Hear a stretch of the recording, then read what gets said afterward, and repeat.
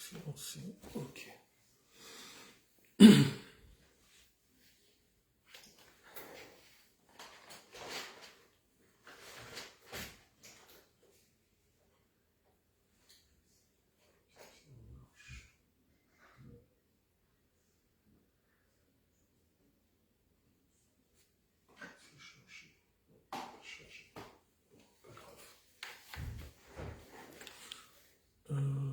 Ok. Oups.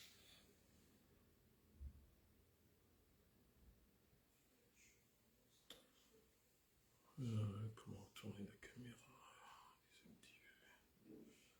Tourner, ok. Ok. Ok, bonsoir tout le monde. Voilà.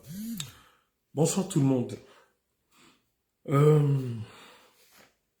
Je vais bien, je vais mieux, un peu fatigué. J'ai décidé de ne pas faire un live trop long parce que demain j'ai une longue journée. Aujourd'hui j'ai eu également une longue journée, donc je suis un peu fatigué. Mais néanmoins, je vais un peu revenir sur l'actualité du moment et sur quelques points, 2-3 points rapides de la fameuse constitution du général président M. Oligui. Voilà. Donc en revenant à l'actualité de la semaine précédente, j'ai été déçu et profondément choqué de constater que l'une des décisions comprises, semble-t-il, hein, je parle bien au conditionnel, semble-t-il, mais bon, tous les indices tendent à prouver que c'est le cas.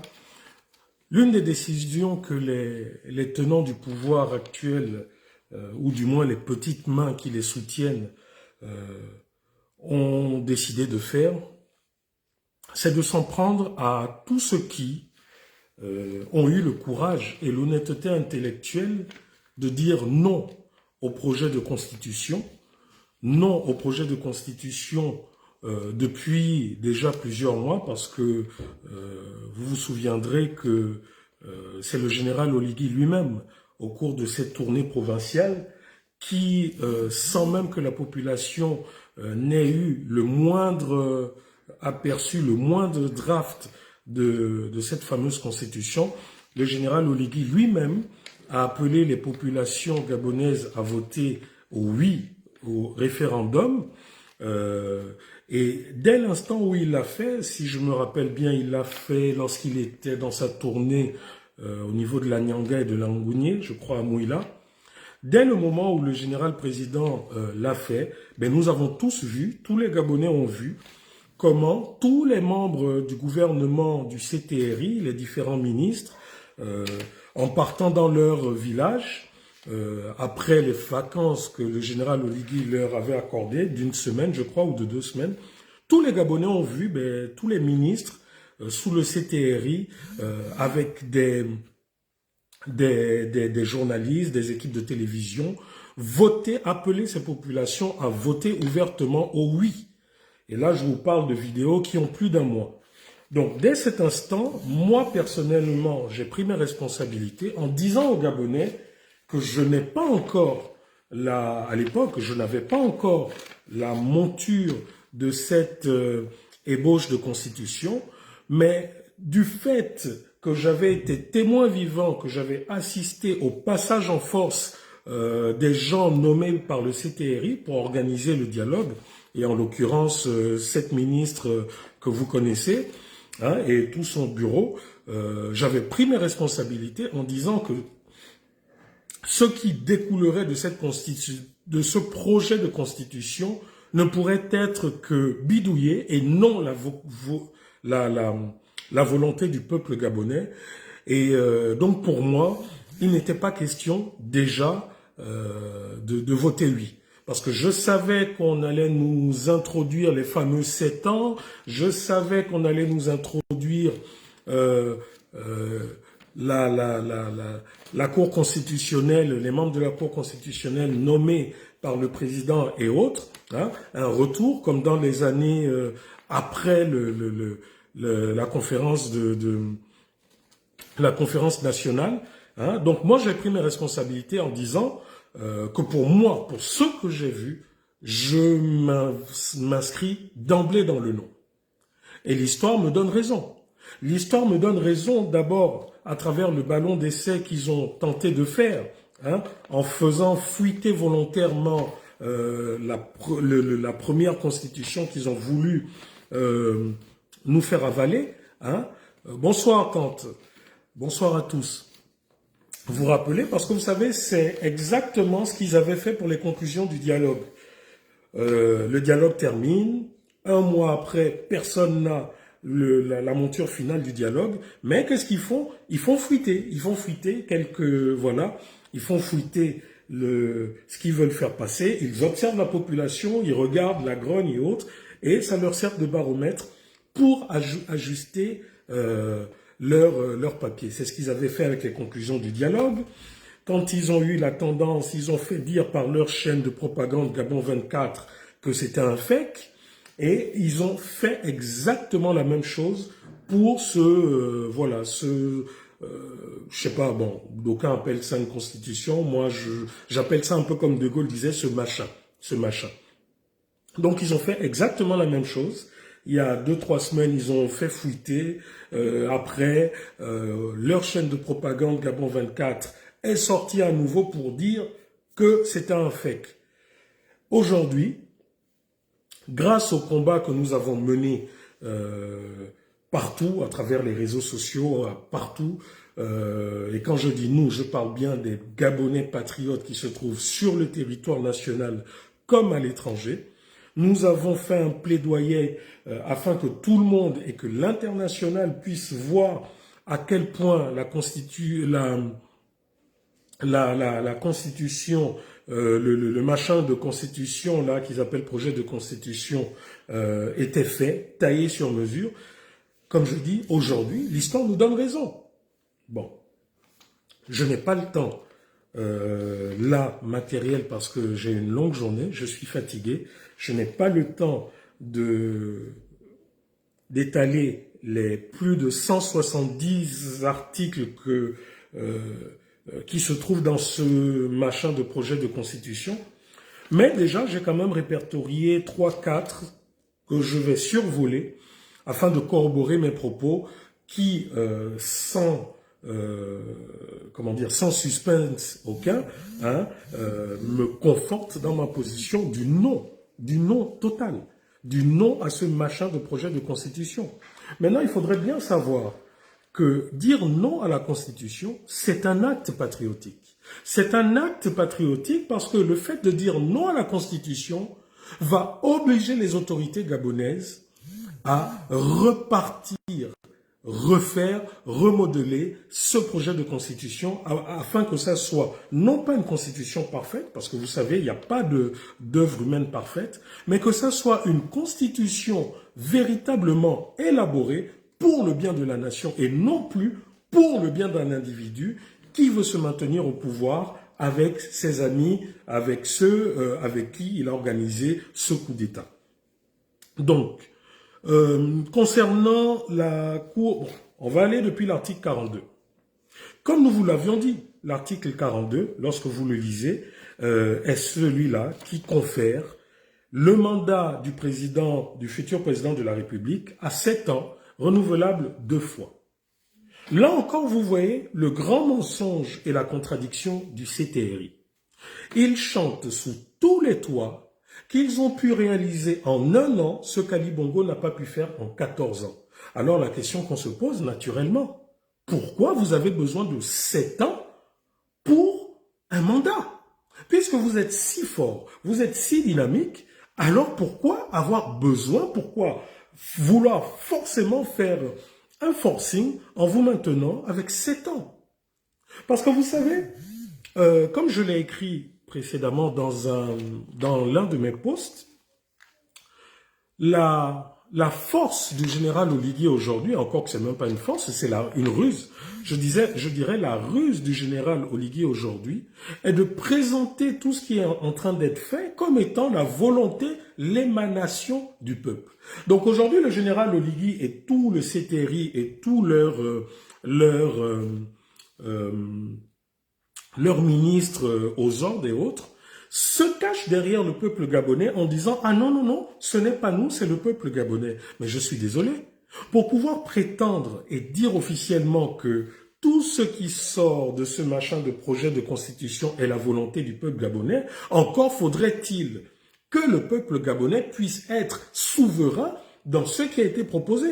Or, des 38 000 propositions que le peuple a données, il y a eu une première filtration.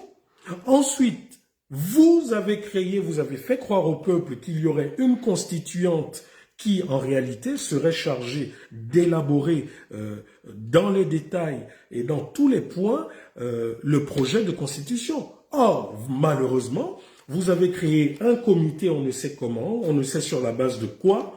En fait, je vais appeler ça un pot pourri, parce que là-dedans, nous trouvions tout et n'importe quoi.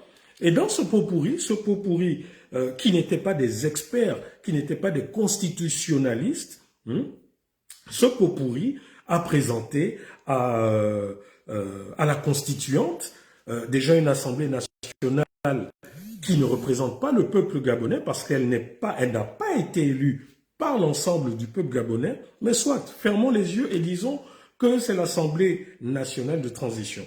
Mais encore, comme je le dis, pour que vous puissiez vous cacher derrière l'argument selon lequel c'est l'émanation du peuple gabonais, encore, et je le répète, faudrait-il que ce peuple gabonais ait la mainmise, ait le contrôle sur ce fameux projet. Or, ce qui se passe, c'est quoi? C'est que votre assemblée de transition n'avait aucun pouvoir décisif. L'Assemblée nationale de la transition, donc tous les députés et sénateurs que vous avez nommés, donc on va dire le Congrès, n'avait que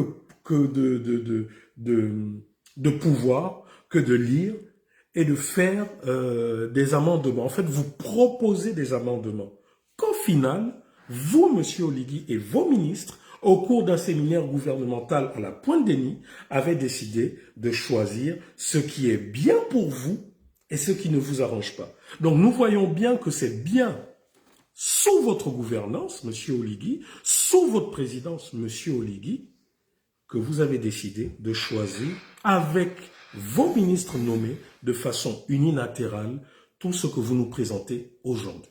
Donc, à quel moment pouvez-vous prévaloir de venir devant les Gabonais et de dire, voilà, je n'ai pas choisi seul, c'est le peuple gabonais. Je suis désolé, votre charte de la transition est bel et bien claire. Votre charte de la transition dit que c'est vous qui allez nous présenter la monture finale, qui allait l'entérimer en Conseil des ministres pour qu'elle puisse nous être présentée pour le référendum. Donc, comment pouvez-vous, jusqu'à présent, venir devant la télévision nationale et de dire que ce que vous présentez est l'émanation du peuple? Ce que vous présentez n'est pas l'émanation du peuple. Parce qu'aujourd'hui, malheureusement, comme je dis, 7 ans, pourquoi 7 ans? Même la plus grande puissance économique, militaire et mondiale n'a pas un mandat de 7 ans. Elle a un mandat de 4 ans. Si ce n'est 5 ans pour d'autres. Et avec des budgets 1000 fois supérieurs au budget du Gabon. Donc, quelle est la particularité que vous avez qui fasse en sorte que vous ayez besoin de 7 ans? Et encore 7 ans renouvelables 2 fois. Renouvelable une fois, donc au total 14 ans. Pourquoi? Qu'est-ce qui le justifie? Surtout que vous-même, vous nous criez sous tous les médias nationaux et internationaux qu'en un an, vous avez fait ce qu'Ali Bongo n'a pas pu faire en 14 ans. Donc en somme, vous vous déjugez. Vous vous déjugez. Vous savez, ce qui est triste avec ce genre de choses, c'est que c'est exactement aujourd'hui ce que nous vivons, c'est ce que nous avons vécu sous Ali Bongo. Nous avons vu quelqu'un qui s'est présenté comme étant quelqu'un qui était à l'intérieur du système, à l'intérieur du pouvoir, quelqu'un qui maîtrisait le pouvoir, quelqu'un qui était suffisamment riche, qui était suffisamment à l'aise financièrement, et donc quand on dit suffisamment riche, suffisamment à l'aise financièrement, c'était pour dire qu'en fait, il ne vient pas à la magistrature suprême pour s'enrichir. Comprenez? Faites un peu le parallèle. Monsieur Ali Bongo, Monsieur Brice Clotaire Oligui Nguema. Monsieur Brice Clotaire Oligui Nguema, tout comme Ali Bongo, ont fait croire au peuple gabonais que c'était des gens qui étaient à l'intérieur du système et qui le maîtrisaient. Ils nous ont fait croire que c'était des gens qui étaient suffisamment stables. Voilà pourquoi Monsieur Brice Clotaire Oligui Nguema nous a dit non, moi le salaire de président de la République, je n'y touche pas parce que bon voilà, j'ai suffisamment d'argent, je gagne bien ma vie, j'ai énormément construit dans tout le pays, dans l'immobilier, voilà, mes enfants sont aux États-Unis, en France, grosso modo, je suis à l'aise. Vous voyez, le parallèle qu'on nous avait fait à l'époque avec Monsieur Ali Bongo Ondimba. On nous avait dit, voilà, c'est un patriote, etc., etc., il a grandi là, au Gabon, voilà. Qu'est-ce qu'on a vu après? Folie des grandeurs. On est parti dans tout et n'importe quoi, dans 1001 projets. N'est-ce pas ce que M. Oligui nous a fait? M. Oligui nous a dit, là, on est encore dans la transition. M. Oligui nous a dit qu'il venait pour la restauration des institutions. Aujourd'hui, nous ne voyons pas cette restauration des institutions, mais nous voyons le même président Oligui qui est en train de suivre exactement les mêmes pas que M. Ali Bongo Ondimba. Oui. M. Ali Bongo Ondimba justifiait ses 1001 projets. Il avait une grande équipe de communication, il avait plein de kunabélis qui étaient derrière pour renchérir, pour occuper l'espace médiatique, pour occuper les réseaux sociaux, pour saturer de sa communication, de ses belles maquettes. C'est exactement aujourd'hui ce que M. Oligui nous fait. Les médias nationaux sont confisqués, ne passent qu'aux médias internationaux les politiques pro-CTRI ou des opposants choisis, tels que M. Alain-Claude Billet-Binzé, qui, lui, est le seul opposant qui peut passer sur les chaînes nationales. Mais d'autres opposants, tels que M. Michel Mangara, que vous avez vu, qui est même allé ester en justice le gouvernement à travers la Cour constitutionnelle, étaient interdits de passage au niveau des antennes nationales. Je dois vous rappeler que ces chaînes de télévision ne sont pas les chaînes du CTRI, ne sont pas les chaînes du général Oligui, mais sont les chaînes publiques. Donc, ce sont des chaînes qui fonctionnent grâce à l'argent public, grâce à l'argent de tous les citoyens. Mais voilà que le CTRI a fait comme l'ancien système. Parce que vous savez, c'est bien d'accuser des gens en disant « vous êtes des ennemis, vous êtes des jaloux », mais nous ne sortons pas des propos sans vous présenter un argumentaire. Donc là, j'étais sur ça, sur l'article 42. Bon, comme je vous ai dit, ce soir, je vais prendre rapidement 2-3 articles de leur machin de projet de constitution et dans un live ultérieur, soit tout seul ou avec d'autres activistes, on viendra dans plus de détails. Voilà, donc droit de faire 2 mandats successifs, voilà. Déjà, il faut savoir que leur machin de constitution dit que le président élu, le futur président élu, pourra faire maximum 2 mandats successifs, donc 2 fois 7 ans.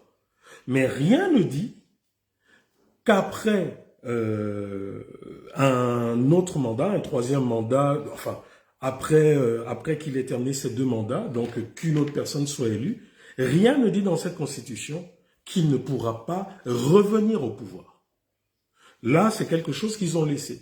Pourquoi je parle de ça? Parce que vous savez, si vous prenez le cas de la Russie, par exemple, c'est exactement ça.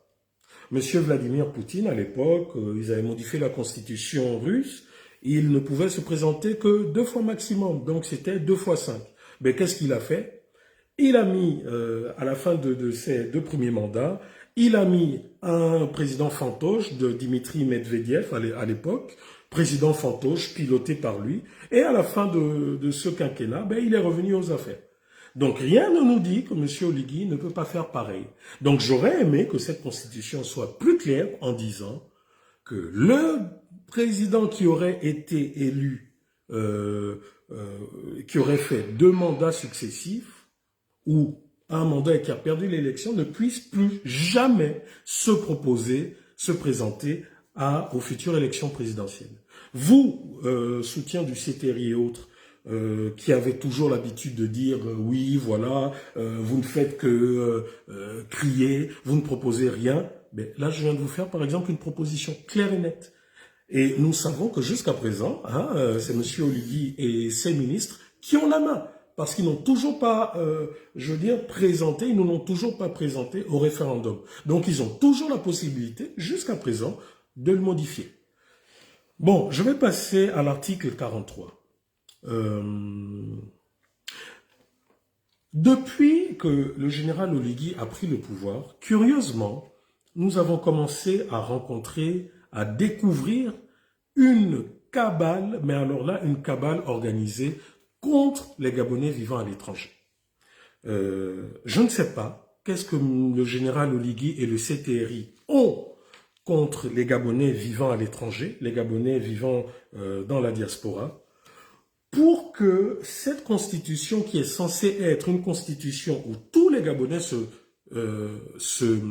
retrouveront, je ne comprends pas, et nous sommes beaucoup à comprendre, pourquoi le général Oligui insiste à vouloir mettre de côté les Gabonais de la diaspora. Qu'est-ce que les Gabonais de la diaspora ont pu bien faire au général Oligui et à son CTRI pour qu'ils mettent tout en point, tout sur place, qu'ils mettent tout pour pouvoir nous écarter.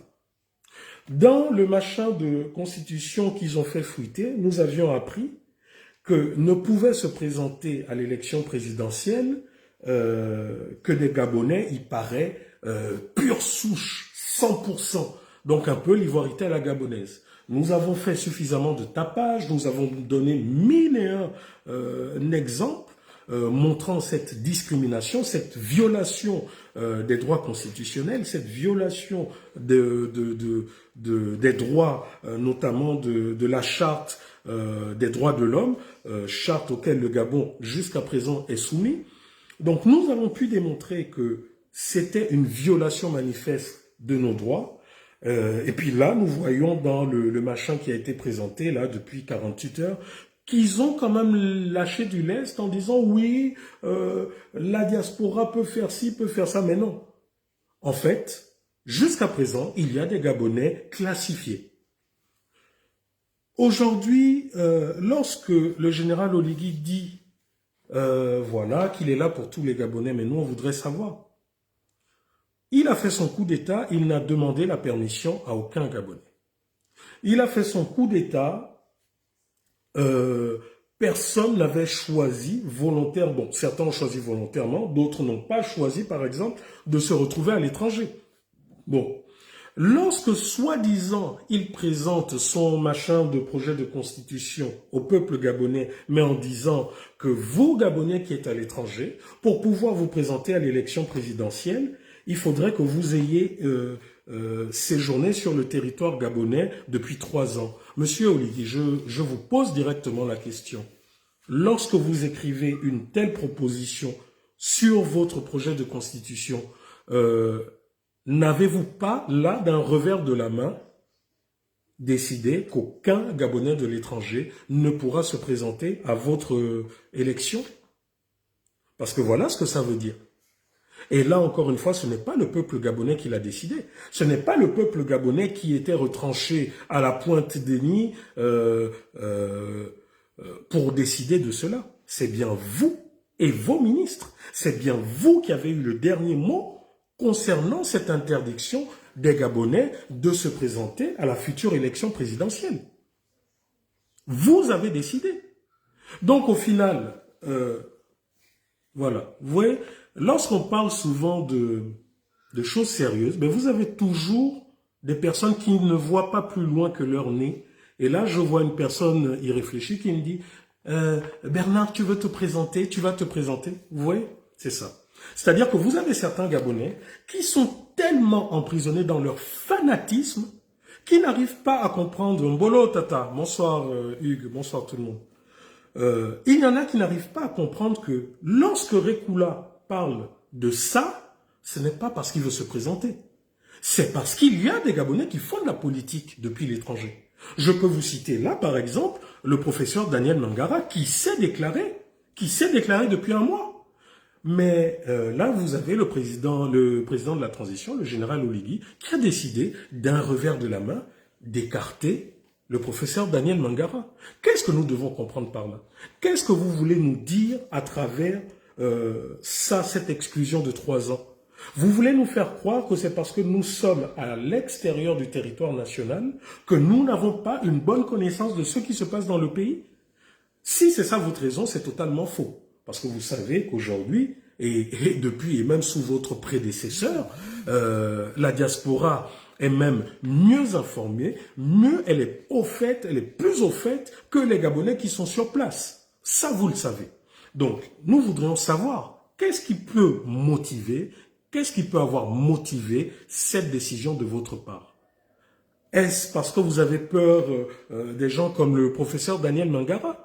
Moi, je serais tenté de dire oui. Je serais tenté de dire oui. Parce que si véritablement vous n'aviez pas peur d'autres adversaires politiques, tels que ceux du calibre du docteur Mangara, ben vous aurez laissé le peuple gabonais choisir. Vous aurez laissé la possibilité au peuple gabonais de choisir. Et vous aurez montré à travers les urnes, véritablement, que voilà, le peuple gabonais vous a choisi au détriment de tel. Pourquoi c'est-à-dire que même sous la dictature d'Omar Bongo ou d'Ali Bongo, mais les Gabonais étaient libres de se présenter d'où ils étaient. Et quand on parle à certains Gabonais du recul démocratique, ben voilà un exemple. Voilà un exemple. Ça n'a pas dérangé Monsieur Omar Bongo, votre père spirituel et politique, hein, d'avoir des candidats à la présidentielle, des concurrents, qu'ils soient sur Jupiter, sur Mars et autres. Ça n'a pas dérangé Monsieur Ali Bongo, mais vous, ça vous dérange. Et quand on parle aux Gabonais de recul démocratique, il y en a qui ne comprennent pas. Mais voilà un exemple du recul démocratique. Voilà un exemple du recul démocratique. Donc là, nous étions sur l'article 43. Comme je vous ai dit, hein, je survole parce que vraiment, je suis fatigué. J'ai pas envie de faire un live de plus d'1 heure ou de 40 minutes. Je survole. On reviendra dans les détails avec d'autres. Voilà, on verra. Donc,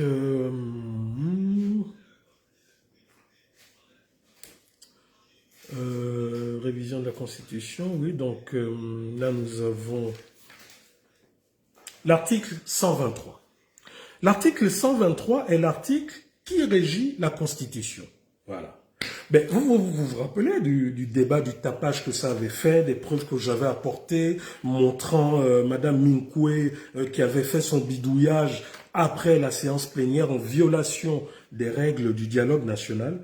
Ben là, ils ont fait un mix. Ils ont fait un mix des deux propositions, mais là encore, pareil, un recul démocratique.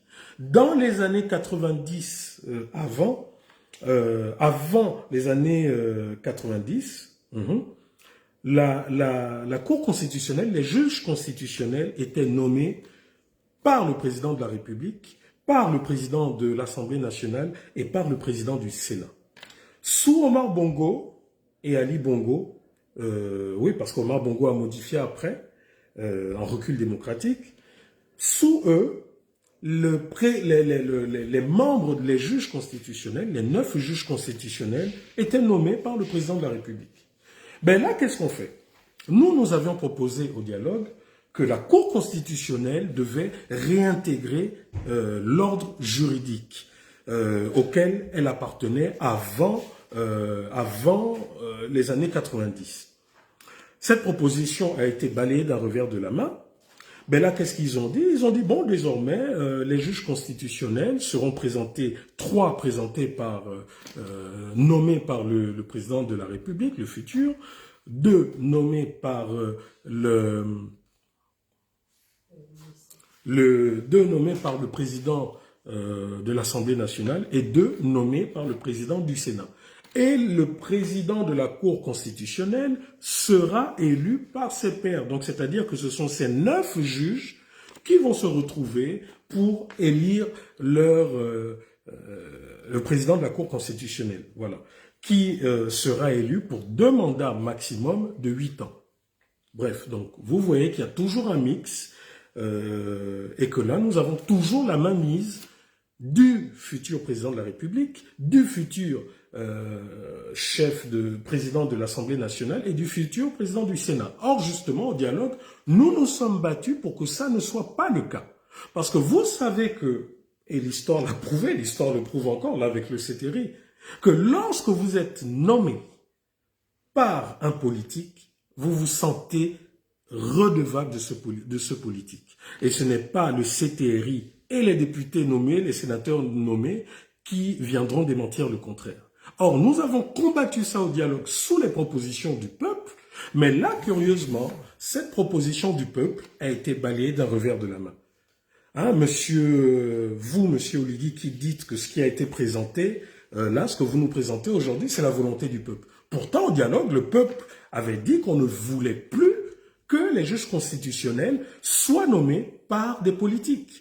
Donc là, curieusement, cette volonté du peuple, vous la prenez et vous la mettez de côté. Parce qu'évidemment, ça ne vous arrange pas. Mais mieux, vous avez ajouté quelque chose qui n'était nulle part dans les propositions du dialogue. Nulle part. Et je vous mets au défi. Je mets au défi Madame Minkwe de me sortir des 38 000 propositions, la proposition qui disait que désormais, en plus des 9 juges constitutionnels, ben vous avez des membres de droit. Des membres de droit.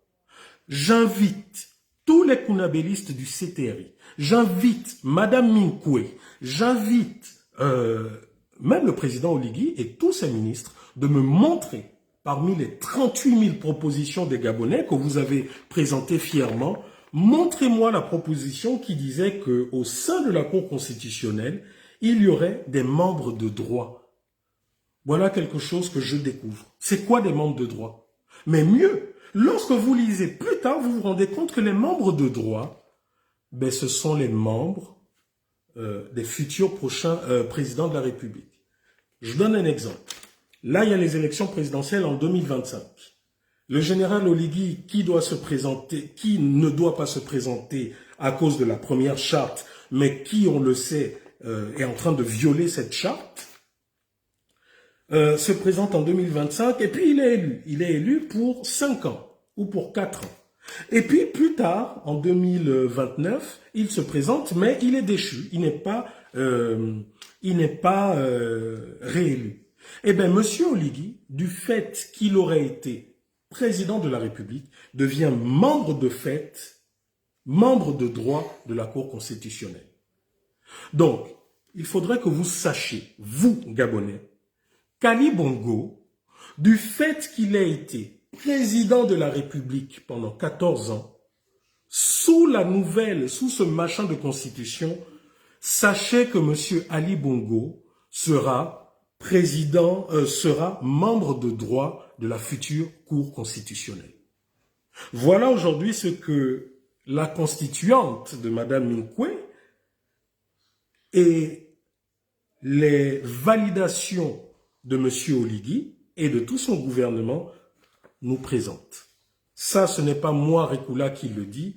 Allez-y, je vous donne la référence, allez-y le lire dans l'article 123. Excusez-moi, je lis rapidement. Voilà, c'est parti. Non, j'arrive pas à lire. Bon, je verrai plus tard. Voilà. Donc voilà quelque chose qu'ils ont créé, qui ne faisait pas partie des 38 000 propositions, que seule Mme Minkwe et les constituantes, M. Oligui et tous ses ministres nous sortent dans le 16 août. C'est quoi un membre de droit? Et qu'est-ce qu'un ancien président de la République va faire à la Cour constitutionnelle? Voilà, donc, et après, bon, bien sûr, ils mettent du blabla en disant, sauf si ce président refuse, ou sauf si ce président est déchu par une décision du tribunal de ses droits, etc., etc. Mais comment le président va être déchu de ses droits, puisqu'en même temps, il est protégé par une immunité qui le protège de tous les actes qu'il aurait commis pendant son magistère. Parce que c'est ça. Ce que M. Oligui et tous les autres ne vous disent pas, c'est que la loi qu'Ali Bongo avait fait voter juste avant l'élection 2023 stipulait qu'il ne pouvait pas être poursuivi à la fin de ce mandat pour tous les actes qu'il aurait commis pendant qu'il est président de la République. Ça, c'est extraordinaire. Même dans les grandes démocraties, que ce soit en France, que ce soit aux États-Unis, que ce soit... Voilà, vous êtes poursuivable si vous avez commis des crimes pendant votre mandat. Le cas de Nicolas Sarkozy est clair. Pendant qu'il était président de la République, il y a eu pas mal d'affaires. Je ne vais pas revenir sur ça. C'est pour vous donner un exemple. Mais là encore, comme je vous l'ai dit, recul démocratique sous le CTRI, qui aujourd'hui fait ce qu'ils ont envie de faire en se présentant comme les sauveurs de la nation, comme ceux qui sont en train de faire entrer le Gabon dans une ère nouvelle. Mais ça n'existe en réalité que dans leur imagination. Parce qu'ils ne peuvent pas nous avoir sauvés d'eux-mêmes. Ils ne peuvent pas nous avoir sauvés des baïonnettes et des armes qu'ils nous pointaient pendant 50 ans. Parce que pendant 50 ans, ce n'était pas M. Omar Bongo qui matait les populations dans les rues, ce n'était pas Ali Bongo, ce n'était pas Sylvia Bongo qui matait les populations dans les rues, mais c'était bel et bien l'AGR, les bérets rouges et tout le reste. C'était bien eux. Donc il faudrait qu'on soit clair. Donc je ne peux pas comprendre comment aujourd'hui M. Oligui puisse nous dire qu'ils nous ont sauvés. Qu'ils nous ont chassé les bongos, oui, d'une certaine manière, parce que là encore c'est discutable. Qu'ils ont chassé Noureddine, Sylvia, les Océnies, là nous sommes d'accord. Mais nous dire qu'ils nous ont libérés, sachant que nous avons un système politique qui est toujours mis en place, sachant que nous avons des lobbies financiers qui sont toujours en place et qui ne respectent aucune décision judiciaire. Je donnerai par exemple là l'exemple de l'un des oncles du général Oligui, Monsieur Oyima, qui est le président ou le je sais trop quoi de BGFI, mais qui jusqu'à présent refuse d'exécuter des décisions judiciaires nationales, puis internationales et à nouveau nationales. L'impunité. Mais là, curieusement, il n'y a pas de patriotisme ou de respect de la loi pour ça. Voilà le CTRI. Bref, je continue.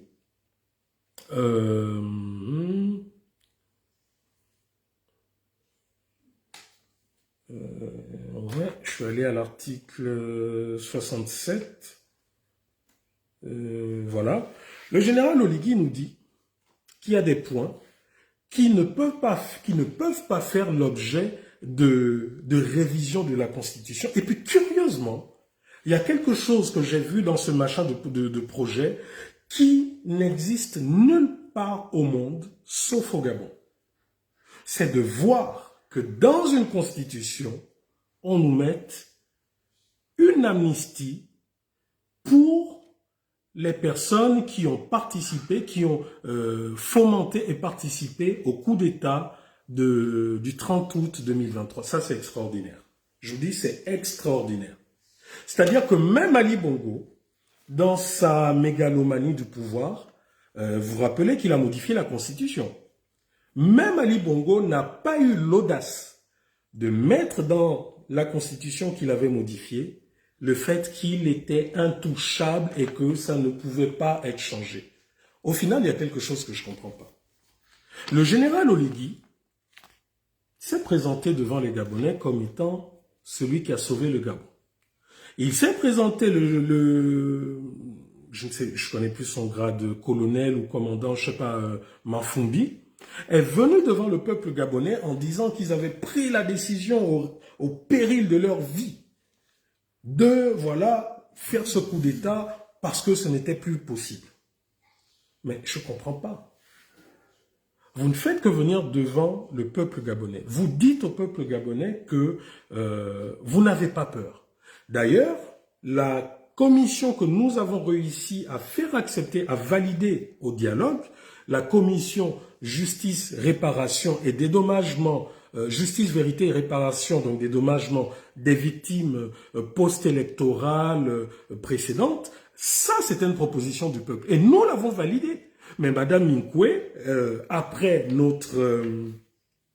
notre séance plénière au dialogue, a décidé, je ne sais pas avec qui, hein, mais seule elle sait, pourquoi je la cite, parce que c'était elle la présidente, a décidé d'enlever de façon unilatérale cette volonté du peuple. Mais Monsieur Oligui, le peuple gabonais ne fait que vous réclamer la mise en place le plus vite possible de la commission justice, vérité et réconciliation, dédommagement. Pourquoi vous ne l'avez pas inséré dans ce fameux projet de constitution? Vous ne l'insérez pas en disant oui, je l'insère dans cette constitution et ça ne sera pas changé. C'est une volonté forte du peuple gabonais, vous ne le mettez pas. Mais ce qui vous intéresse et que vous mettez, curieusement, c'est votre amnistie. Mais de quoi avez-vous peur au final? De quoi avez-vous peur? C'est vous qui avez les armes. C'est vous qui décidez de la pluie et du beau temps au Gabon. C'est vous qui continuez à mettre le peuple gabonais sous couvre-feu. Pourtant, vous dites que tout va bien, au Gabon. Tout va bien. Mais pourquoi le peuple gabonais continue à être sous couvre-feu? Pourquoi vous refusez cette commission justice, vérité, dédommagement, réconciliation? Pourquoi vous refusez? Pourquoi ça ne fait pas partie de la Cour constitutionnelle, des propositions de votre constitution? Ça a bien fait partie des 38 000 contributions du peuple gabonais. Dans ma commission, nous l'avons validé avec les militaires. Je l'ai montré au peuple gabonais. Mais monsieur Oligui, vous avez rejeté ça. Pourtant, c'était une des volontés, un des points forts du peuple gabonais. Et par là, je vous démontre que tout ce que vous faites, vous ne le faites pas au nom du peuple gabonais. Parce que si véritablement vous le faisiez au nom du peuple gabonais, cette commission, au même titre que votre amnistie, avec les membres du CTRI, devait se retrouver dans ce projet de constitution. Mais vous ne le faites pas. Pourquoi? Parce que la vérité, c'est que, et vous, et vos frères d'armes, vous avez des choses à vous reprocher. Vous avez des choses à vous reprocher et vous savez qu'à tout moment, les choses peuvent basculer. Par contre, là, ce que vous n'avez toujours pas compris, Monsieur Oligui, c'est que vous venez, de par cette loi, quasiment de vous, excusez-moi du terme, hein, c'est pas de l'impolitesse, c'est une figure de style, vous venez de vous tirer une balle dans le pied. Les frères, tapotez sur TikTok et sur WhatsApp, mettez des cœurs parce que, bon, vous savez que quand vous ne le faites pas, les amis de l'autre côté s'arrangent à signaler le live et pour le couper. Donc, Monsieur Oligui, vous venez de vous tirer une balle dans le pied. Parce que ce que vous avez fait ne s'est jamais vu. Mettre dans une constitution ou un projet de constitution des lois protégeant des putschistes en disant que rien ne pourra leur être reproché parce qu'ils ont participé à un coup d'État, ben sachez que vous venez d'ouvrir la boîte de Pandore. Parce que d'autres, vu les chemins qui sont similaires, symétriques à Ali Bongo, vu le chemin que vous êtes en train de prendre, je ne serais pas étonné un matin, comme ce fut le cas il y a un peu plus d'1 an, qu'on se réveille et qu'on apprenne qu'un autre militaire a pris le pouvoir. Et ces militaires, à leur tour, seront protégés par leur futur projet de constitution aussi. Et puis, une chose, il y a quelque chose que je n'ai pas compris. Monsieur Oligui, lorsque vous avez décidé de faire votre coup d'État, vous l'avez fait parce que vous l'avez fait dans le respect des lois gabonaises qui vous autorisaient de le faire, ou vous l'avez fait parce que justement vous sentiez qu'il fallait le faire selon vos propositions. Donc vous comprenez bien que vous pouvez écrire tout ce que vous voulez dans votre constitution pour vous protéger ou pour vous éterniser au pouvoir, mais si quelqu'un fait comme vous, si quelqu'un vous fait un coup d'État, ben, il ne tiendra pas compte de tout ce que vous aurez bidouillé dans votre constitution. Ça, il faudrait que vous le compreniez. Voilà pourquoi on vous dit qu'il aurait été plus judicieux que cette constitution soit véritablement une constitution où l'ensemble des Gabonais, quel que soit son bord politique, quelle que soit son appartenance, puissent se retrouver. Voilà pourquoi nous vous avons dit depuis le dialogue, et ça, la plupart des Gabonais sont unanimes. La constitution qui a été ou qui s'est rapprochée le plus de la volonté de la majorité des Gabonais, c'était la Constitution de 91. Donc, pourquoi n'avoir pas pris uniquement la Constitution de 91 et de lui avoir adjoint quelques amendements, tels que, par exemple, j'ai vu là dans votre machin de Constitution, le mariage est voilà la consécration de deux personnes de sexe opposé. Donc, ajoutez, pourquoi vous n'avez pas pris la base de la Constitution de 91, qui était très bonne, correcte, et la faire évoluer par rapport à ce genre d'exemple? Parce que de façon unanime, tous les Gabonais, et du moins les politiques, et notamment les politiques de l'ère des années 90, sont unanimes. Et c'est parce que cette constitution, d'ailleurs, était très bonne que Omar Bongo l'a modifiée après pour pouvoir s'éterniser au pouvoir. Donc voilà, ça c'était l'article 67. Et vous nous dites aussi que, donc voilà, ces points soient inviolables, un machin, etc. Ce sont des histoires. Je dis bien, ce sont des histoires. Il n'y a rien qui ne soit inviolable. Rien. La Constitution des États-Unis, vous nous avez donné l'exemple des États-Unis pour lorsque vous avez voulu justifier dans votre première monture de machin pour constitutionnel, lorsque vous avez voulu justifier que voilà, si vous êtes né à l'étranger, vous ne pouvez pas machin, vous nous avez donné l'exemple des États-Unis. Mais continuez dans les exemples avec les États-Unis. La Constitution américaine, quel âge elle a? 200 ans, plus de 200 ans. Combien de fois a-t-elle été modifiée? Jamais. Quasiment jamais. Parce que, aux États-Unis, qu'on se reconnaisse comme étant démocrate, républicain ou libéral, la Constitution fait l'unanimité.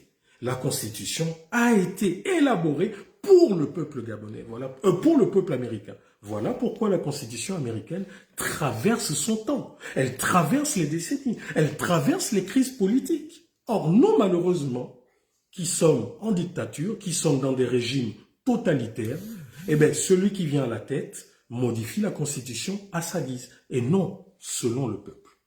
Donc, Monsieur Oligui, vous n'êtes pas différent de Monsieur Léonba, qui avait fait cette Constitution de 64, d'ailleurs, que vous avez plagié, parce qu'en réalité, c'est ça. Si les Gabonais lisent la Constitution de 1964, qui confère les pleins pouvoirs à Léonba, on se rend compte en fait que vous avez plagié la Constitution de 64. Et pour vous dire que cette Constitution n'était pas bonne du tout, qu'est-ce qu'elle a créé? Elle a créé le coup d'État de 67. Non, de quelques années plus tard. Je me rappelle plus, je crois que 64 aussi. Donc c'est ce que vous êtes en train de faire, la Constitution de 61, autant pour moi, qui a conduit au coup d'État de 64. C'est ce que vous êtes encore en train de faire. De la même manière que vous êtes sûr de vos hommes, de vos aides de camp, de votre armée, c'est la même manière que M. Ali Bongo, Sylvia et Noureddine, qui vous manquaient de respect, c'est de la même manière qu'ils étaient convaincus, voilà, qu'ils vous maîtrisaient. Donc, M. Oligui, comprenez bien une chose, il n'y a aucun homme de pouvoir qui maîtrise son entourage. C'est pas vrai. Par contre, comme je vous l'avais dit lors de notre discussion, Monsieur Oligui, si vous aviez fait et pris, marché dans les pas de Monsieur Thomas Sankara et de Monsieur Jerry Rawlings, vous n'aurez pas aujourd'hui cette forte opposition au Gabon et à l'étranger. Mais bon, après, vous savez, les conseils, on les prend pas, chacun porte sa croix, comme dirait quelqu'un. Voilà, donc l'article 69, 67, j'ai parlé du 123, du 21, voilà. Il y a un article qui m'a un peu amusé. En fait, c'est quelque chose qui était déjà là, que vous avez remis, c'est l'article 121 de votre Constitution. Vous dites, hein, dans l'article 121, c'est l'article qui confère en fait la ratification des traités internationaux. Monsieur Oligui, c'est quand même méchant de votre part. Parce que lorsque nous prenons l'article 121, je vous rappelle, je prends cet article de Constitution que vous avez répertorié, parce qu'il existait déjà hein, dans notre Constitution précédente, dans toutes nos Constitutions. Cet article 121, grosso modo, dit que le Gabon doit s'arrimer aux normes et conventions internationales, ou que si le Gabon veut signer et ratifier ces conventions, il doit le faire, le président de la République peut le faire. En fait, ça doit passer par tout un processus de validation. Donc, du Congrès, des chambres, de la Chambre haute, de la Chambre basse, ou du moins de l'Assemblée nationale, du Sénat, lui, mais que ça doit être visé par la Cour constitutionnelle afin que la Cour constitutionnelle dise si ces lois internationales sont conformes aux lois gabonaises. Ce n'est pas moi qui le dis.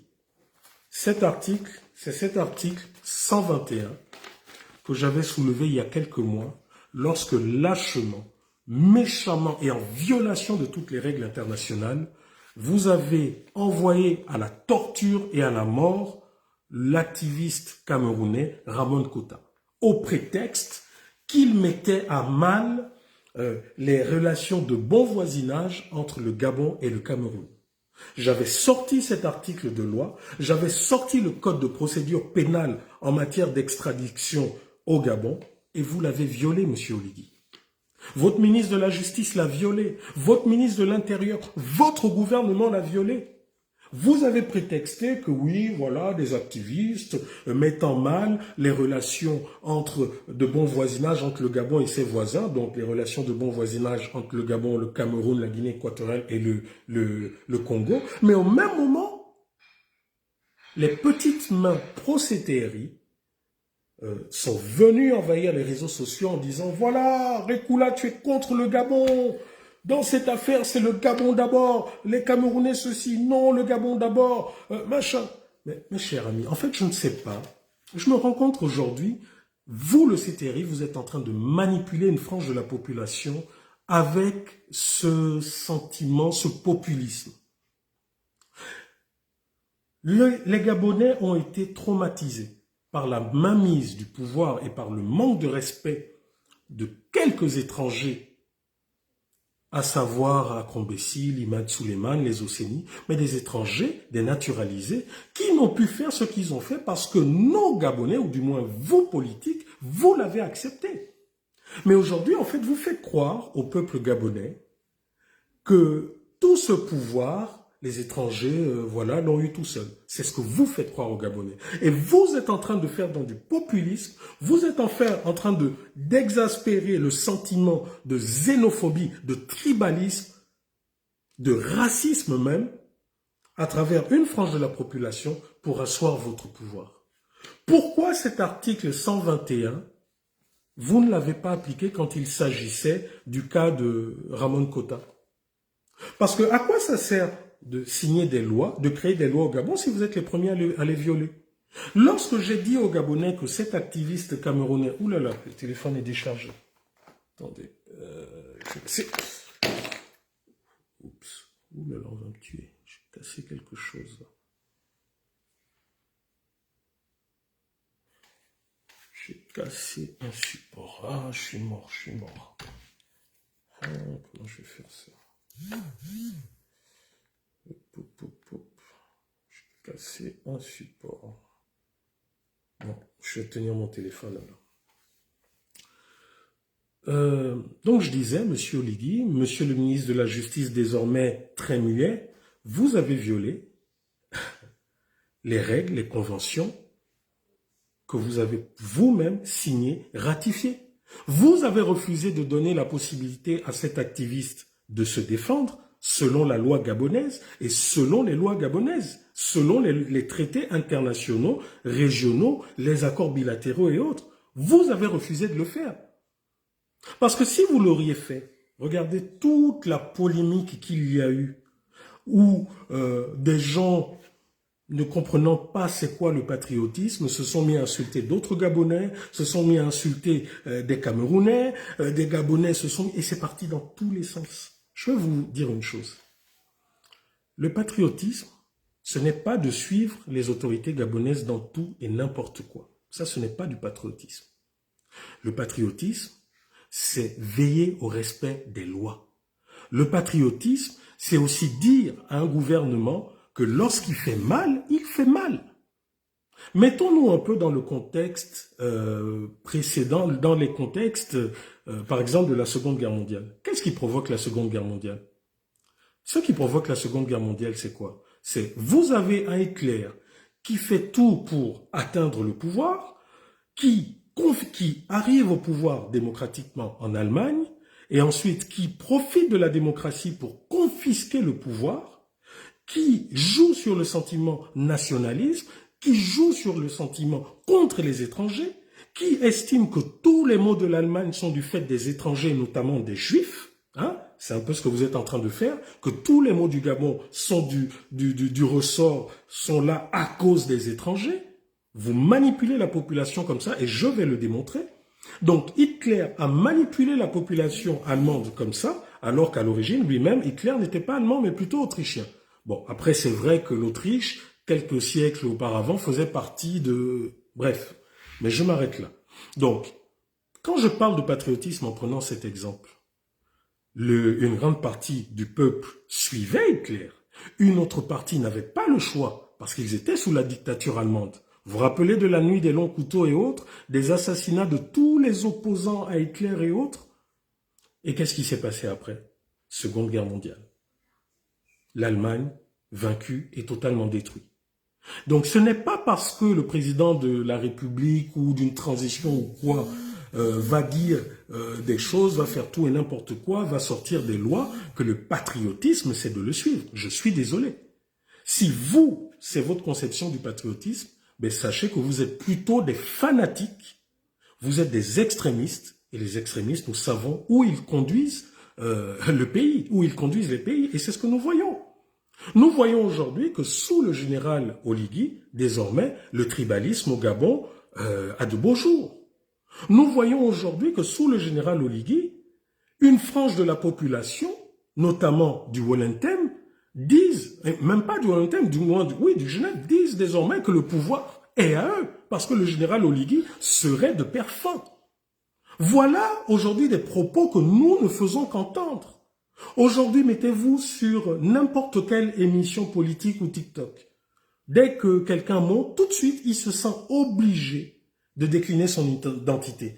Je m'appelle Rekula, je suis Gabonais de père et de mère. Bam. Mais enfin, il y a 5 ans, il y a 10 ans, il y a 15 ans, il y a 20 ans, quel est le Gabonais qui, avant de prendre la parole, que ce soit dans les réseaux sociaux ou je ne sais où, ou pour se plaindre, déclinait d'abord le fait qu'il soit Gabonais de père et de mère?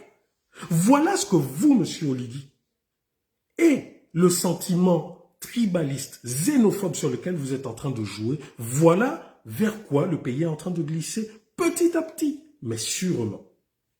Aujourd'hui, nous voyons clairement le pays qui semble être polarisé entre le nord et le sud-est, à savoir, je ne vais même pas dire le Haut-Ogooué, parce que vous savez, on a tellement tapé sur le Haut-Ogooué en pensant que c'était une province où tous les habitants dormaient sur des lingots d'or et autres, alors qu'en réalité, ce n'est qu'une poignée, quelques familles de nantis, que ce n'est que quelques privilégiés. Or, aujourd'hui, on a l'impression que, et même dans le Wollentem, c'est la même chose. Et vous voyez, je parle même pas voilà. On a l'impression aujourd'hui, le discours que vous nous dites, que vous nous donnez, c'est que en fait, le tribalisme se joue entre les parents du père, au nord, de votre département ou de votre canton, les Yanguin et autres, la tribu, et le côté Teke Obamba, Ngoni. Mais puisque vous aimez apparemment, vous avez désormais, va dormir, bon, allez, j'envoie un tout de suite au Zimbabwe. Allez voir si j'y suis. Voilà. Voilà, parce que comme je vous ai dit, hein, les gens peuvent intervenir sur mes lives, peuvent faire part de leur position qui est contraire à la mienne, mais je ne vous permets pas de venir insulter, je ne vous permets pas de venir me manquer de respect et manquer de respect à tous les autres compatriotes ou autres qui nous suivent. Ça, je ne le permets pas. Donc, je disais, aujourd'hui, je suis tenté de vous dire, mais monsieur Oligui, pourquoi vous ne délocaliserez pas la capitale politique et économique du Gabon? Comme ça, vous mettez la capitale économique dans le Wellington, dans votre département, et puis la capitale politique, Angouni. Comme ça, nous, les Gabonais qui ne sommes ni du clan de votre père, ni du clan de votre mère, nous aurons peut-être un peu la paix. C'est une proposition. Délocaliser, puisqu'aujourd'hui c'est vous qui avez les pleins pouvoirs, ben, proposez là dans votre machin de constitution, nouvelle capitale politique par exemple du Gabon, vous mettez là-bas Oyem, département Yenguine ou je ne sais trop quoi. Et capitale économique, vous mettez là-bas Ngoni. Comme ça, peut-être que nous qui ne sommes ni de chez votre père et ni de chez votre mère, nous aurons peut-être un peu la paix. Parce qu'aujourd'hui, ce qui se trouve, c'est horrible, c'est dégoûtant. Et ça, monsieur Oligui, je suis désolé, c'est vous. C'est vous qui êtes en train de... D'ailleurs, hein, nous l'avons vu à travers des visites privées, mais qui sont relayées par la presse présidentielle, par la télévision nationale. Voilà encore quelque chose que vous avez créé. Vos prédécesseurs, lorsqu'ils étaient en visite privée, ne nous faisaient pas étalage de leur... voilà, de ces visites privées. Or, vous-même, vous avez, à travers vos fameuses visites privées, expliqué que vous êtes un fils d'Akomamba, etc., etc.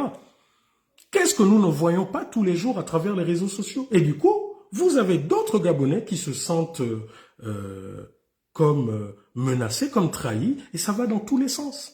Ça va dans tous les sens. Bref, je comprends pourquoi tu travailles pour Ali. Bon, voilà un autre idiot de service. Allez, au Zimbabwe. Bloqué. Ah non, ou peut-être il s'adressait à quelqu'un d'autre, justice. Bon, peut-être qu'il s'adressait à quelqu'un d'autre. Donc, voilà. Aujourd'hui, nous avons un fort sentiment de tribalisme et de népotisme. Et ça va, il pousse encore le bouchon loin. Justement, en décidant désormais que vous, Gabonais, vous n'avez pas le droit de vous marier à une femme de votre choix qui peut être étrangère ou à un homme de votre choix qui puisse être étranger. Voilà le sentiment xénophobe, raciste sur lequel vous êtes en train de vous appuyer. Le problème que nous avons eu au Gabon, ce n'était pas de balkaniser le Gabon, mais c'était tout simplement de faire appliquer les lois. Et vous refusez, même sous votre gouvernance, de faire appliquer les lois. Nous avons entendu des scandales financiers sous votre gouvernance concernant votre frère. L'affaire est étouffée dans l'œuf. Voilà ce que nous reprochions au pouvoir précédent.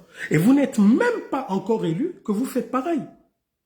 Sous le pouvoir précédent, des crimes commis par des forces de défense et de sécurité. Curieusement, avant c'était étouffé, aujourd'hui c'est la même chose. Ah, il parle de moi. Ok, ben il va faire un tour au Zimbabwe. Ça me rappelle, il y a 10 ans, avec Vial, c'était notre... Voilà. Justice. Comme un de tes ancêtres t'a dit que je travaillais pour Ali. Allez, au Zimbabwe. Comme ça, tu auras tout le temps d'aller regarder tous vos lives du CTRI. Donc voilà. Aujourd'hui, qu'est-ce que nous ne voyons pas? Sous l'Ancien Régime, nous avions une multitude de partis politiques, de partis souvent composés de papa et de maman, des partis politiques qui étaient incapables de réunir 10 personnes dans une salle, et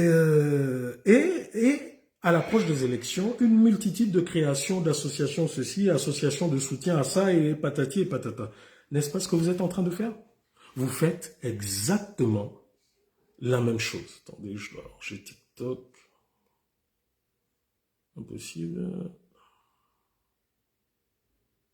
Voilà. Voilà.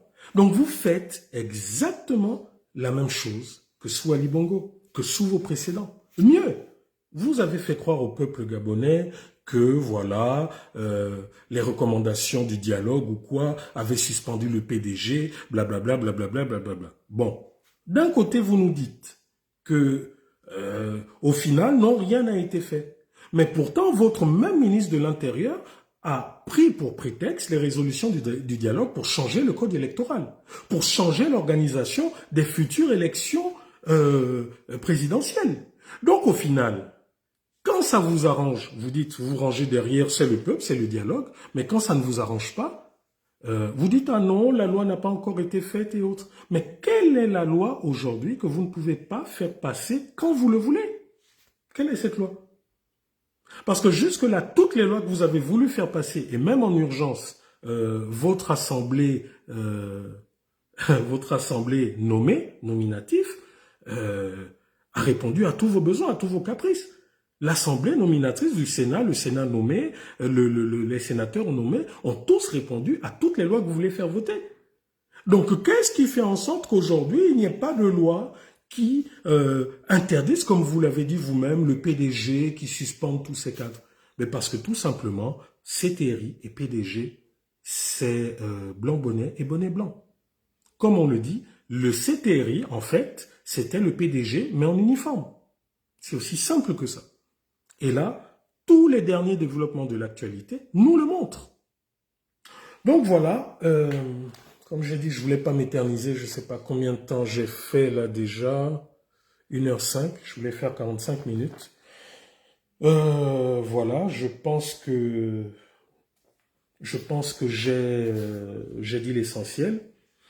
Et après, comme je dis, beaucoup de choses en contradiction. Vous refusez que les membres de la diaspora puissent se présenter pour vos prochaines élections présidentielles, mais curieusement, les Gabonais de la diaspora peuvent voter. Mais c'est quand même bizarre. Les Gabonais de la diaspora ne sont pas suffisamment au fait pour se présenter à l'élection présidentielle, mais ils sont suffisamment au fait pour voter le futur président de la République. Non, vraiment, monsieur Oligui, franchement, arrêtez de prendre le peuple gabonais pour ce qu'il n'est pas. Ayez le courage, comme font d'autres, de dire, bon, j'ai fait mon coup d'État et puis je dirige comme je veux. Ayez ce courage. Moi, je vous dirais, je vous fais la proposition, monsieur Oligui. Le peuple gabonais souffre suffisamment. Il ne sert à rien qu'on aille s'endetter auprès des bailleurs internationaux pour organiser une future élection présidentielle dont vous savez que vous serez déjà élu. Parce que vous avez déjà mis toute la machine PDG CTRI en place. Le ministre de la Justice, de l'Intérieur nous a démontré. Vous-même, vous nous le montrez. Donc, monsieur Oligui, épargnez à nouveau des dépenses inutiles au peuple gabonais. Pondez un nouveau communiqué où vous dites, vous annulez tout ce qui a été fait. Vous êtes de facto président pour 5 ou pour 7 ans, puisqu'apparemment vous avez tellement cette soif de rester au pouvoir pendant 7 ans. Ouais, parce que quand on se rend compte qu'on peut jouer avec l'argent du contribuable, on peut distribuer des milliards à tout va en disant c'est grâce à moi, c'est grâce à ma volonté, et non pas grâce au peuple gabonais qui récupère son argent pour des investissements. Aujourd'hui, c'est le CTRI. Mais c'est qui le CTRI? Et c'est par ça que je voudrais aussi terminer, ça me revient.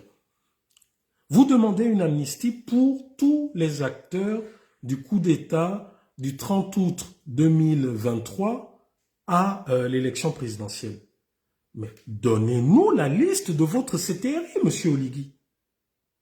Jusqu'à présent, nous ne connaissons pas ce qu'est le CTRI.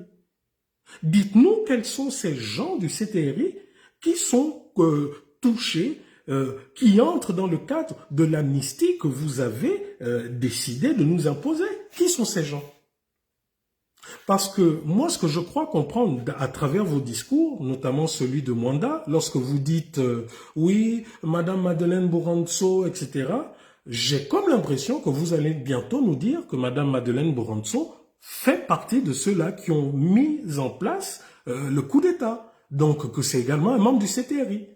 Ça, je ne serais pas surpris de l'apprendre, notamment que le directeur de cabinet de Marie-Madeleine Bourantso au soir du 30 août n'est rien d'autre que votre directeur de cabinet actuel. Donc du coup, je ne serais pas surpris que demain, dans votre liste, vous allez nous montrer Marie-Madeleine Bourantso. Je ne suis pas surpris que demain, dans votre projet machin constitutionnel que vous allez nous imposer, je ne suis pas surpris de voir demain Monsieur Ali Bongo Ondimba, comment vous avez dit là, membre de droit de la Cour constitutionnelle. parce que c'est ce que vous avez écrit et c'est ce que vous nous montrez. Monsieur Oligui, nous savons que vous détestez la diaspora gabonaise, notamment la diaspora qui vous est opposée. Mais aussi vrai que nous n'avons qu'un seul pays, parce que vous pouvez bien souvent faire de la politique en disant « oui, c'est des binationaux, oui, c'est des... » Oui, mais quel que soit le fait que je sois binational, parce que je ne l'ai pas choisi aussi, mais la France où nous vivons et autres nous montrent bien que nous ne sommes pas des Français. Je vous donne un exemple. Lorsque vos prédécesseurs voulaient me tuer et que je suis allé me cacher, enfin que j'ai demandé protection aux Français, à la France, qu'est-ce que la France m'a dit? Qu'elle refusait de me protéger. Donc c'est pour vous dire que nos doubles nationalités en réalité ne nous protègent de rien et nos doubles nationalités ne nous confèrent pas en réalité une situation, ce n'est pas ce qui fera qu'on nous considérera pleinement comme étant les détenteurs de ces nationalités. C'est pour vous dire que quel que soit le pays où nous sommes et nous demeurons gabonais. Et nous nous opposerons avec toute l'énergie possible contre tous ceux qui pensent que le Gabon de nos ancêtres est leur propriété. Ça, je vous le dis. Et vous dites que vous n'avez pas peur, vous dites que vous êtes fort, que vous ne craignez personne. Mais la réalité nous démontre le contraire. La réalité nous démontre que vous avez peur de l'étranger, parce que vous savez que nous, diaspora qui sommes à l'étranger, nous ne sommes pas manipulables comme vous voulez le faire penser au peuple gabonais. Vous savez que nous, diaspora, dès l'instant où nous avons des preuves judiciaires montrant la culpabilité des uns et des autres, même si certaines puissances occidentales, je ne vais même pas dire certaines puissances occidentales, même si certains politiques occidentaux vous soutiennent, mais face à l'irréfutable, même ces politiques ne pourront pas étouffer certaines affaires. Je donne toujours l'exemple de Nicolas Sarkozy. C'était bien le président de la République française, non? C'est le même Nicolas, tout puissant, avec tous les lobbies que vous voulez, qui se retrouve aujourd'hui devant la justice. Avant lui, vous avez eu qui? Jacques Chirac, vous avez eu Pasqua, etc. Donc c'est de la même manière. Voilà pourquoi le conseil que je vous avais donné, c'était plutôt que de faire de belles maquettes, se disperser comme vous êtes en train de faire, c'était de consacrer votre transition à la réconciliation des Gabonais. S'asseoir. Vous savez, comme je le dis souvent, je crois en Dieu. Et ce que Dieu nous apprend, c'est le pardon. Mais pour pouvoir pardonner son frère, il faudrait que son frère et celui qui ait causé son tort puissent s'asseoir. Il faudrait que celui qui soit fautif puisse confesser sa faute, demander pardon.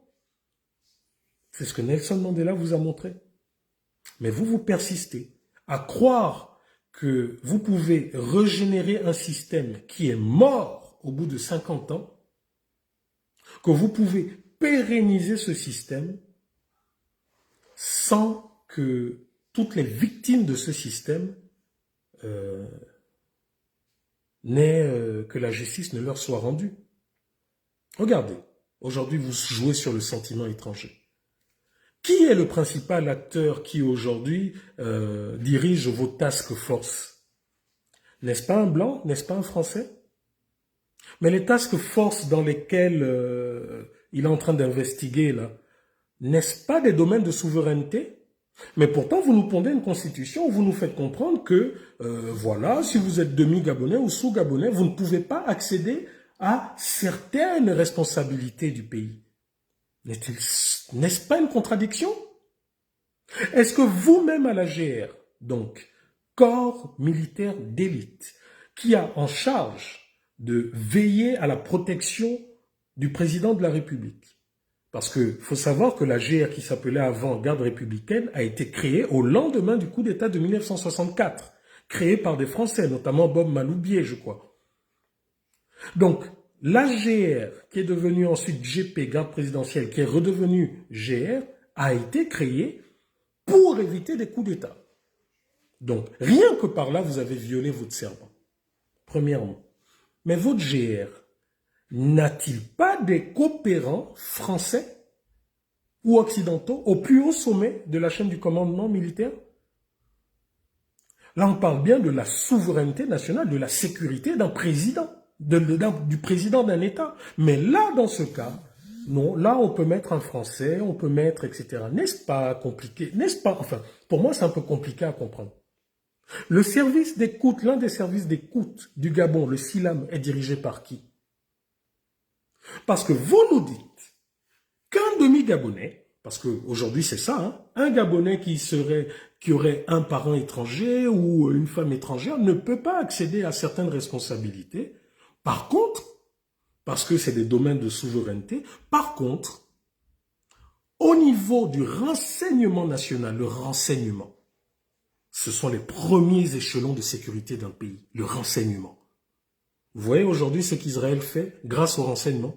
Donc aujourd'hui, on nous fait croire que si tu as une double nationalité ou tu es désormais le demi-gabonais, tu ne peux pas être ministre, tu ne peux pas faire ci. Par contre, un Français peut être celui qui dirige le renseignement d'un État. Monsieur Oligui, vous savez, vous avez des Gabonais bénis oui, qui sont là pour vous dire oui, Général Oligui, même 10 ans, on est là derrière vous.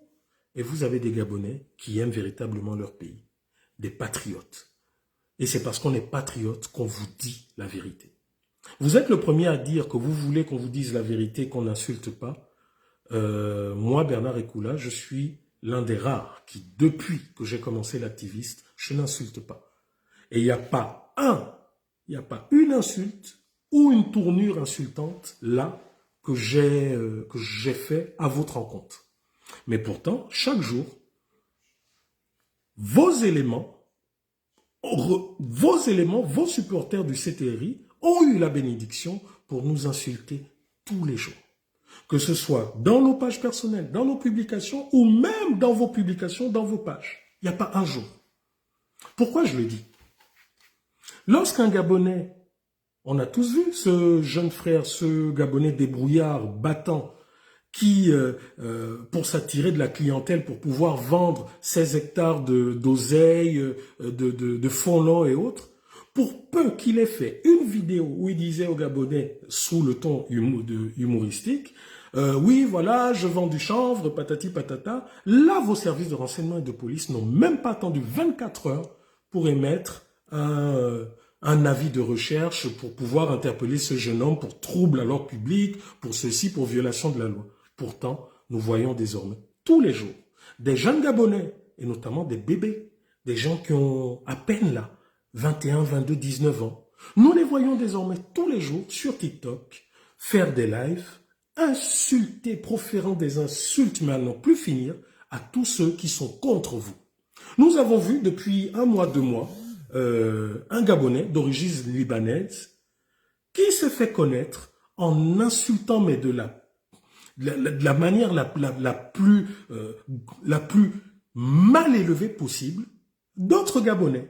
Et il se revendique ouvertement du CTRI, défend son général, président, etc. Ils sont pleins comme ça. Et là, curieusement, les pouvoirs publics ne se saisissent pas de ça pour trouble à l'ordre public. C'est quand même bizarre. C'est quand même bizarre.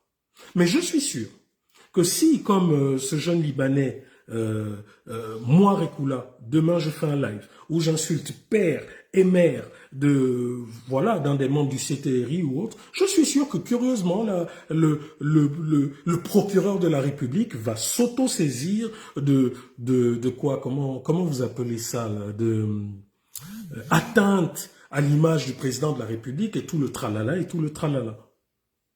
Non.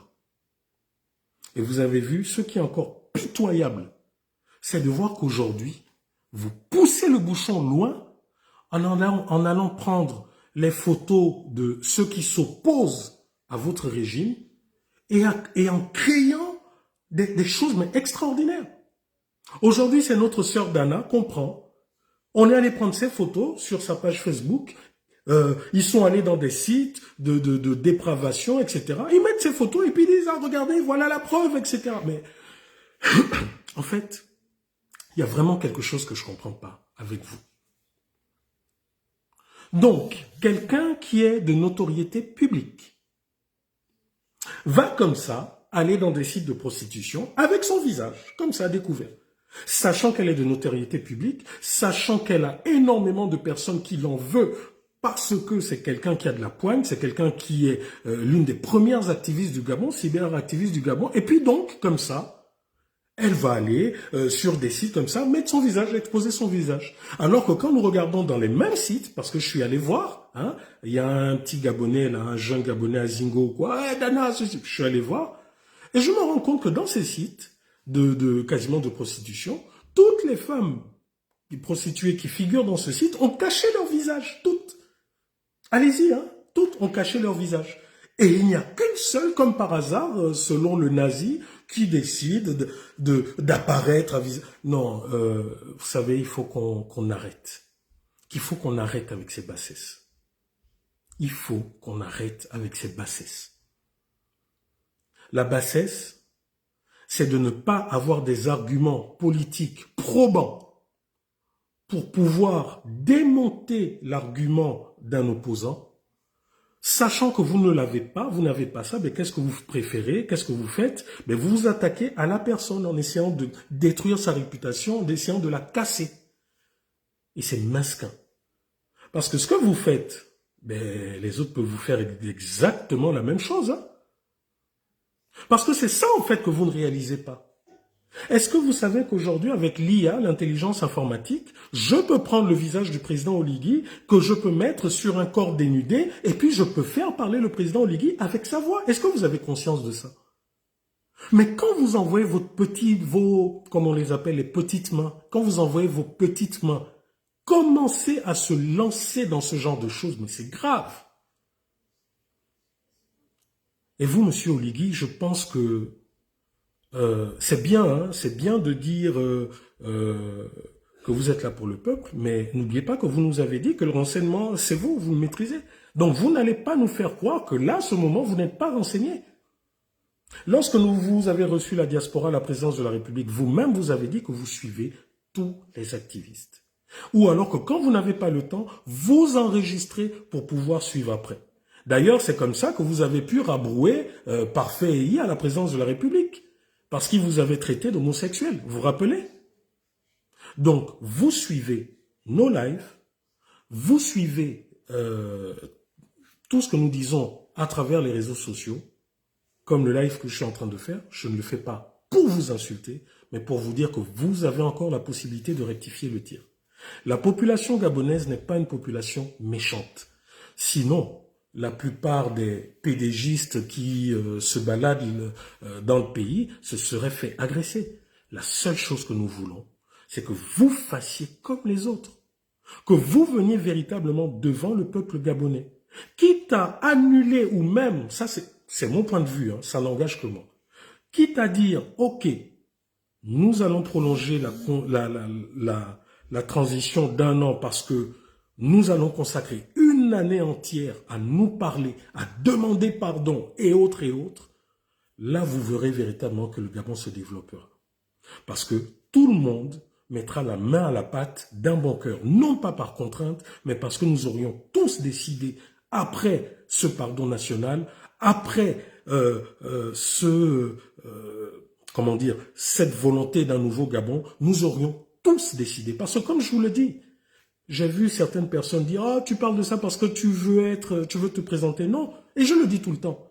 Je n'ai aucune ambition politique. Mais malheureusement, ne pas avoir d'ambition politique ne veut pas dire que je me disqualifie pour critiquer en bien ou en mal des politiques. Ça ne veut pas dire non plus que parce que je ne fais pas de politique et que je suis dans mon coin, je ne subis pas la politique.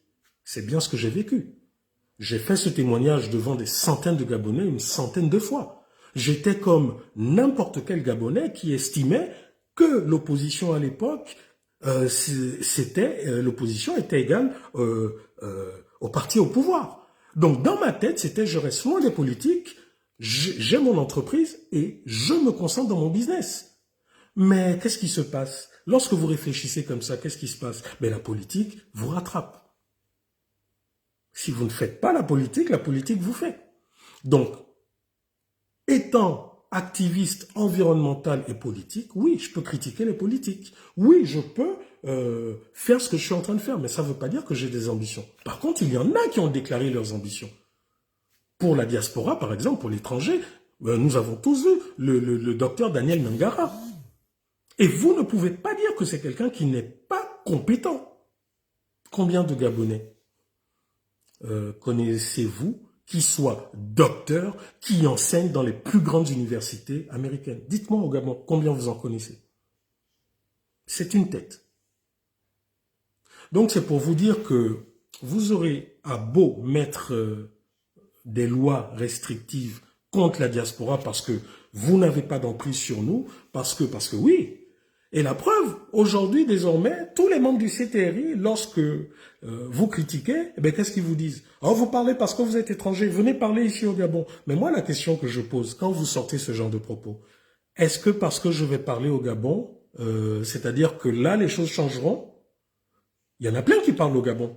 Mais pourquoi ça ne change pas? Pourquoi c'est ceux qui sont à l'étranger, c'est quand ils arriveront au Gabon que ça portera? En réalité, derrière le « venez parler au Gabon », en fait, ce qu'il faut comprendre, c'est ayez le courage et le culot de critiquer positivement ou négativement les politiques au Gabon et vous verrez que nous allons vous mettre en prison. Voilà ce que veut dire « venez parler au Gabon ». Mais encore qu'à ceux-là, je leur réponds souvent « mais moi, Rekula, j'ai commencé mon activiste au Gabon ». Ou bien, c'est vrai que beaucoup de bébés qui sont nés là avec le coup d'État du 30 août, pourquoi je dis bébé? Mais parce que toute cette ribambelle de nouveaux activistes ou quoi que vous voyez qui ont à peine 19, 15, 20 ans, qui sont pleins sur TikTok, n'existait pas avant le 30 août. C'était des gens qui étaient là, bouche fermée. C'était des gens qui nous suivaient sur les réseaux sociaux, sur Facebook, sur TikTok. Maintenant, aujourd'hui, ils n'ont plus la peur d'Ali Bongo, ils n'ont pas la peur du CTRI parce qu'ils se mettent du côté du CTRI et là, tout le monde devient analyste politique, activiste et autres et autres. Ça devient un fourre-tout. Mais à un moment, il faut arrêter. À un moment, il faut arrêter. Des activistes hier qui reprochaient le kunabélisme aux PDGistes, aujourd'hui, maintenant qu'ils sont avec les cétristes, ils font, mais c'est vraiment du kunabélisme pro-max. C'est même du kunabélisme pro-max infini. Et ce sont eux aujourd'hui qui sont même devenus ce sont eux qui nous attaquent en priorité. Il y avait un qui était avec moi au dialogue. C'est le premier qui est monté pour m'attaquer. C'est le premier qui est monté pour essayer de dire que, en fait, Rekula est malade, il divague, etc.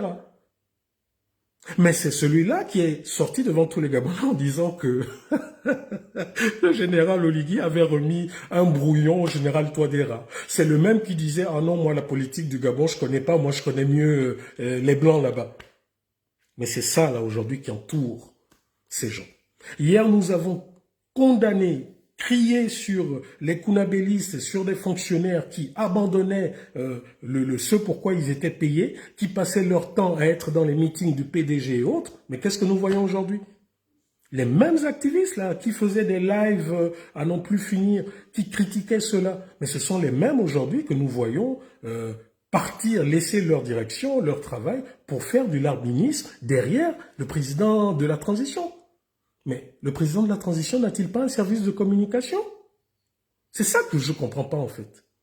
Et je terminais aussi par, toujours par tous les jeunes, là, les nouveaux qui pensent que bon, désormais, il suffit de prendre son TikTok, insulter, être grossier, parler de oui, je suis patriote, c'est j'insulte, etc. Non, vous montrez tout simplement que vous êtes mal élevé, que vous êtes mal éduqué. Et là, les réseaux sociaux vous permettent en fait d'exprimer cette mauvaise éducation. Il ne faut pas confondre critiquer sèchement et durement et être impoli. Je suis désolé quand je vois certains qui se disent « Ah, moi je suis général, je suis soutien du général », mais tu n'hésites pas à insulter les parties intimes des parents d'autres personnes, c'est que tu es mal élevé. C'est aussi simple que ça, il n'y a pas de raccourci possible. Parce que tout simplement, après, je me dis, tu te dis soutien du général Oligui, le général Oligui te voit en train d'insulter les parties génitales d'autres personnes et il est content. Il est content. Parce que c'est ça l'image que vous nous montrez aujourd'hui. Vous êtes les premiers à dire « Oh non, c'est vous, les anciens activistes qui avaient insulté, qui machin. » D'accord, c'est vrai. Et vous vous rappelez que je suis l'un de ceux-là qui est condamné plusieurs fois les dérives de certains activistes. Et ça m'a valu également les insultes de tous mes parents. Vous vous rappelez? Mais puisque vous, désormais, activistes du CTRI, puisque vous avez dénoncé ça, mais curieusement, vous devriez être des modèles de politesse. Vous devriez être des modèles de politesse dans vos panels. Or, aujourd'hui, lorsque je regarde les panels de ces gens, quand je vais voir, je me dis, mais enfin, mais le gars n'a même pas 22 ans. Quand je vois certains qui critiquent, en fait, certains qui sont là peuvent même être mes enfants. J'ai 44 ans aujourd'hui. Quand je vois une fille de 22 ans, 18 ans qui se met à insulter, à me tutoyer, à m'insulter, je me dis, mais celle-là aurait pu être ma fille. J'aurais pu la voir dès l'âge de 13 ans, 14 ans ou même 20 ans. En fait, il y en a qui n'ont même pas l'âge de mon bac, de mon papier. Il y en a qui n'ont même pas l'âge de mon diplôme d'études universitaires. Et c'est ceux-là, en fait, qui veulent t'expliquer la vie. C'est ceux-là, en fait, la génération 2000, qui ne sait pas c'est qui Renjambé. La génération 2000, qui n'ont jamais entendu parler des événements de 1990, non, 89 d'abord. C'est cette génération-là. C'est cette génération-là qui ne savait pas qu'à l'époque, les véhicules, chaque véhicule était immatriculé au numéro d'une province.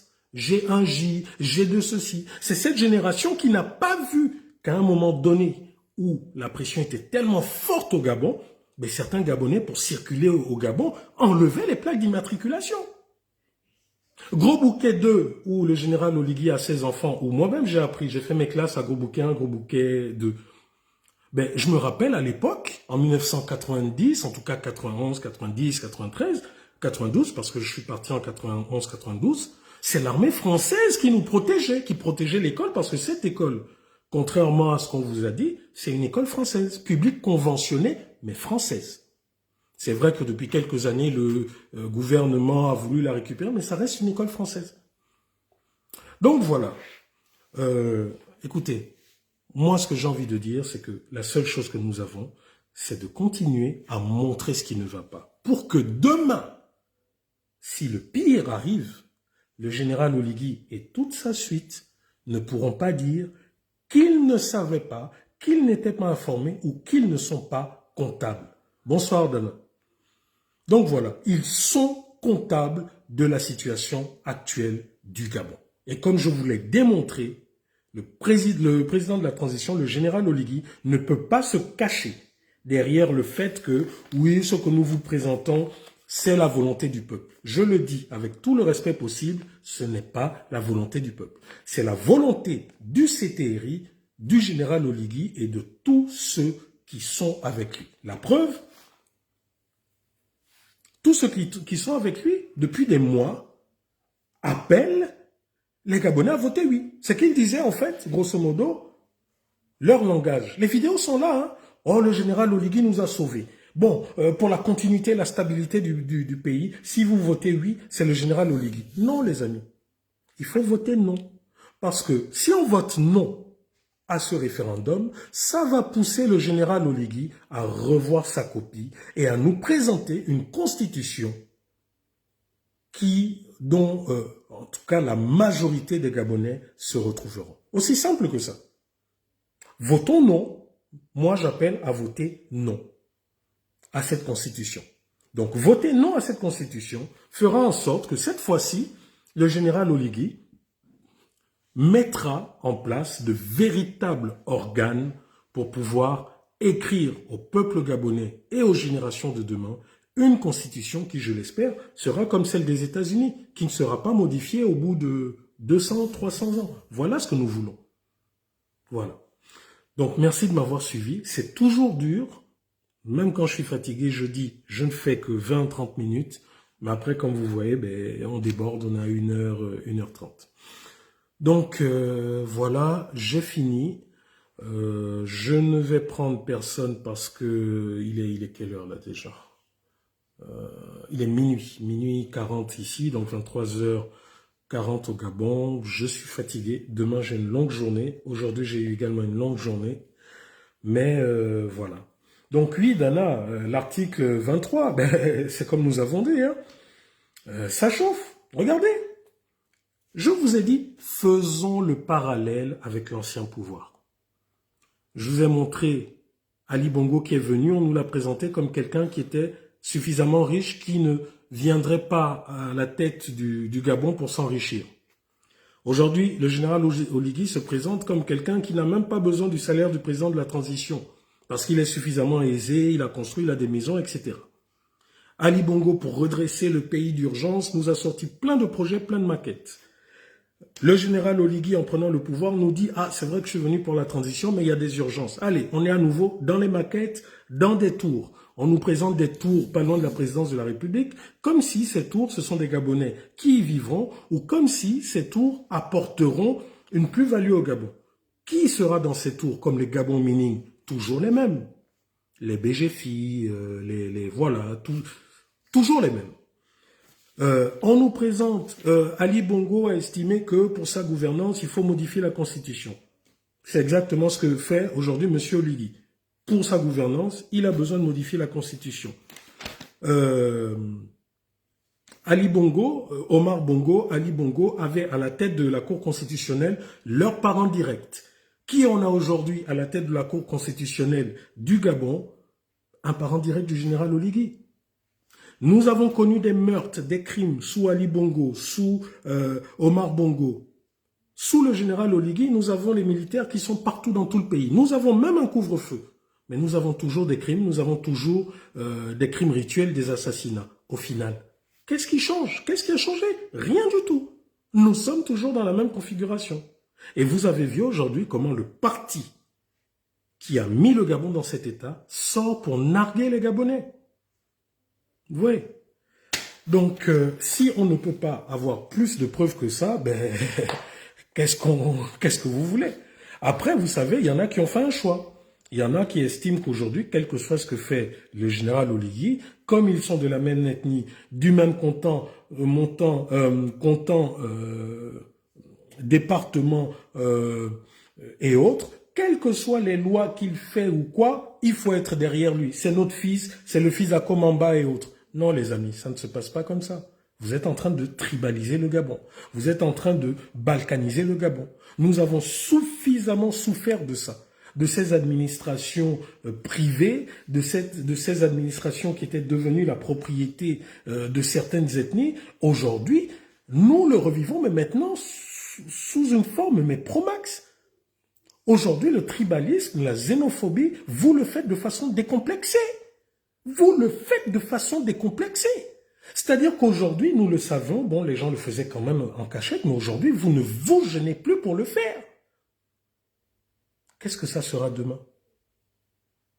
Beaucoup crient sur Wilfried Okumba, monsieur Wilfried Okumba. Oh, c'est un tribaliste, c'est un machin.